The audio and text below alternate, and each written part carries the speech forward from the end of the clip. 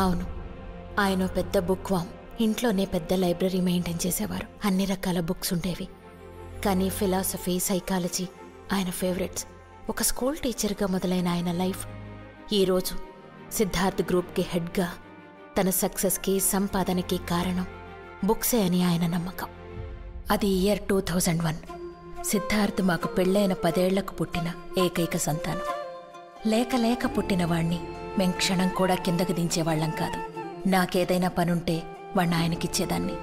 అలా సిద్ధార్థనిచ్చినప్పుడు ఆయనకొక చేతిలో బుక్, ఇంకో చేతిలో వాడు.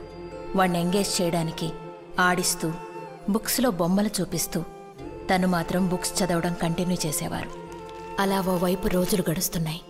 ఇంకోవైపు వాడి కళ్లలో ఎక్కువగా స్టోర్ అవుతున్న విజువల్ బుక్ అవుతూ వస్తోంది. అలా టైం గడిచే కొద్దీ మెల్లగా వాడు ఆ బుక్స్కి అట్రాక్ట్ అవ్వసాగాడు. ఎంతలా అంటే అవే వాడికి టాయ్స్ అయ్యాయి, అవే వాడికి లోకం అయ్యాయి, అవే వాడికి డైలీ నీడ్స్ అయ్యాయి.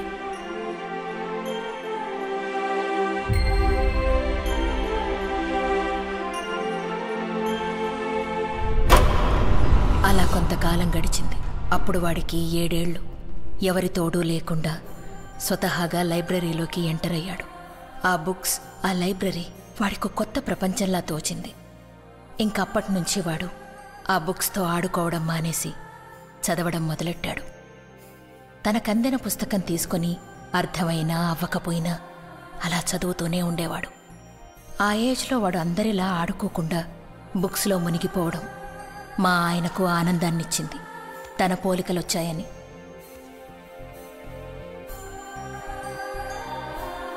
కానీ నాకు మాత్రం వాడు నార్మల్గా పెరగడం లేదని ఏదో భయం మొదలైంది. 1 గంట సేపు ఆడుకునిరా.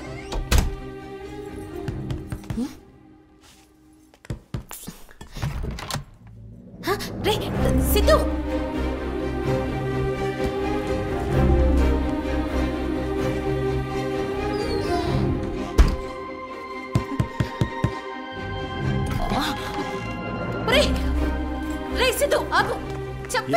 ఇబ్బంది పెడతావు?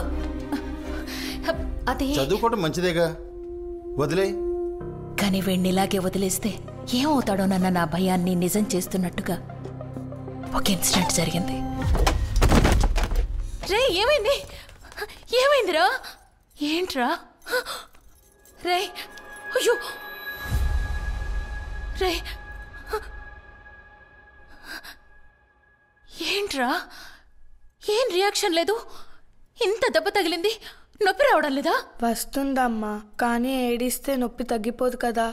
నువ్వు వెళ్ళి కాటన్ అయోడిన్ పట్రా.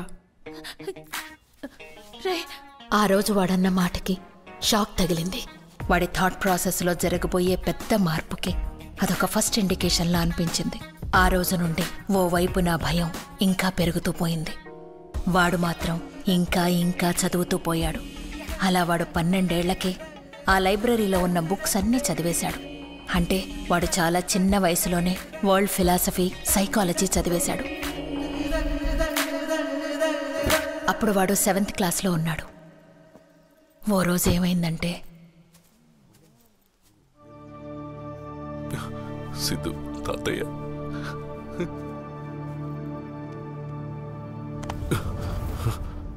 ఎందుకంత ఓవర్ యాక్షన్ చేస్తున్నావు? ప్రపంచంలో ఓ మనిషి ఫస్ట్ టైం చనిపోయాడా, లేదంటే మీ నాన్నేమన్నా భూమి ఉన్నంతకాలం బతుకుతాడు అనుకున్నావా?